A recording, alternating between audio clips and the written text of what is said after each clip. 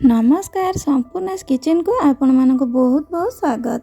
नुआ वर्ष आगर एडवांस रे आपण समस्त को नुआ वर्षर बहुत सारा अभिनंदन जनाऊँचे।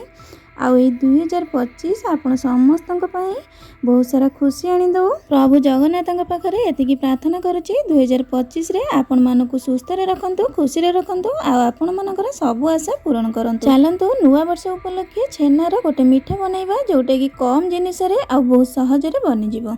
छेनार स्टीम बा संदेश बनवाई मुझे 2 लिटर क्षीर नहीं गैस रे बसई देछि। एबे टिके गोळई दोछि। एही क्षीरटा मोर 2-3 दिन हेलानी रहि जाइतिला आ बाहर भी टिके बेसी समय रहितिला।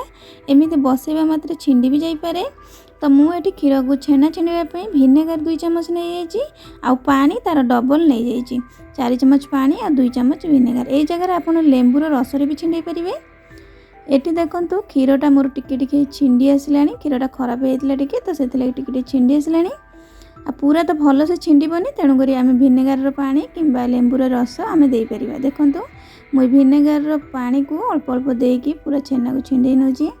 आपणकर भी जदि क्षीर खराब हो जाए था कि बाहर बेस समय रही जाए ताहले क्षीर तो छेना छिंडी जीव। छेना छिंडी गले भी आपड़ एमती मीठा बनई खाई पारे। जदि आपणकर क्षीरटा ठीक से छेना छिंडुनी ताहले विनेगर किंबा लेंबूर पानी मिसेक आउ टिके भी आपन देकी छिंडई परिवे। देखंतु एठी मोर छेना छिंडी गलानी, पानी पूरा अलगा हो गलानी।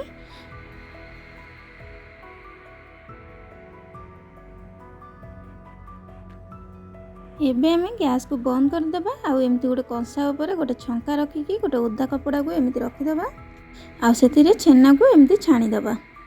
मोर एठी पानी अधिक हो जाइछि, छोट जगह छोट कंसाटा, तेणु करी मु अल्प पानी आगे ढाली देबी, पुणी आउ थरे छांकी नेबी।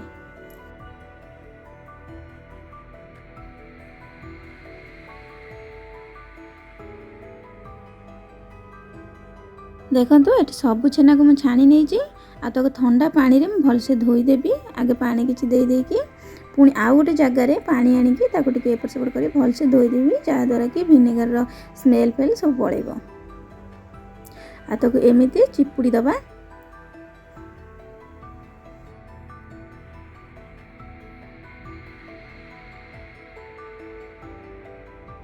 एबे छेना को गोटे ग्राइंडर गिनारे दे दूची। आ तो हाथ रे एमती छोट छोट कर दूची, जहाँ द्वारा कि बाटिया पे माने ग्राइंडिंग हवा पे सुविधा हबो। एथिरे से 1/4 कप मु चीनी देइची 30 ml वाला कप रे। आउ अलैच गुंड मु हाफ चम्मच देइची। आ सेई कप रे गोटे कप 1/4 कप मु क्षीर देकी बाटी आनुची। एबे मु सेथिरे गोटे चम्मच रो मिल्क पाउडर दे दोची। आ 4-6टा खंड पिस्ता दे दोची, भलो फ्लेवर आसी। एटा ऑप्शनल अछि, आपन जदी थिबो देबे, नहले नाही चलिबो। मु आको पछरे दोची एतपई कि छोट ग्राइंडर गिनारे बाटुथिली तो काले फुल हेकी बाहर जीवो, सेथिले मु पछरे दोची। एठी मते क्षीर भी टिके कम लागिला। आ गोटे चम्मच क्षीर देकी पूरा चिकन करी ग्राइंडिंग करी आनिबा।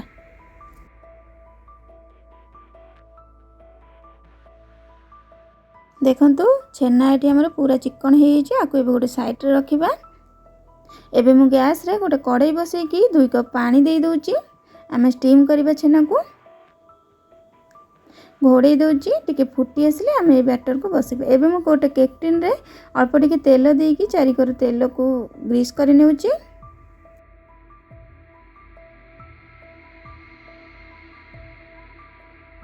केक टिन हमर प्रस्तुत हो गलानी। एबे ए बैटर को देबा छेना जो आमे ग्राइंडिंग करथिले। देखंतु केते मोटालिया हेची, बेसी पानिया करबेनी, नहले सिजिया पे बेसी टाइम लागिबा। एबे मु ताको सब जंग ढाली के एबे प्लेन करि नेउची। केक टिन को एमिति 2-4 थर बाड़ी नबा, जहाँ द्वारा कि एयर बबल्स किछि रहिबनी। एबे ऊपर किछि केसर को एमिति सजै दोची, भलो फ्लेवर आसीबो, बढ़िया कलर भी आसीबो। एठी देखंतु पानी हमर फुटी गलानी। एबे गोटे स्टैंड रखी दउची। आ टिके मते पानी कम लागुची। आ गोटे कप पानी दे देकी केक टिन को बसई की घोड़े दउची। 35 से 40 मिनिट पर्यंत मु आको सिजिबा को छाडुची मीडियम फ्लेम रे। 40 मिनिट पर देखंतु छेना हमर पूरा सिजी गलानी। गोटे छुरी रे देखुची, देखंतु टिके भी लागुनी, पूरा सिजी गलानी। एबे हमें ठंडा हवा पे छाड़िबा। ठंडा होला पर मु छुरी रे एमती 4 कर को टिके टिके बाहर कर दोची। आ गोटे प्लेट रखिकी एमती उल्टे नउची। टिके बाड़े देले छेना हमर भलो से मिठाटा बाहर जीवो। एबे आ गोटे प्लेट रखिकी ताको हम सीधा करि देबा।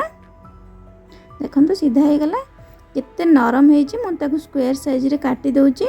केते कम जिनिस रे देखंतु केते नरम आ कोहलिया छेना स्टीम बा छेना संदेश मिठा आमर रेडी हो गला। आपको समस्ते खाई परिबे।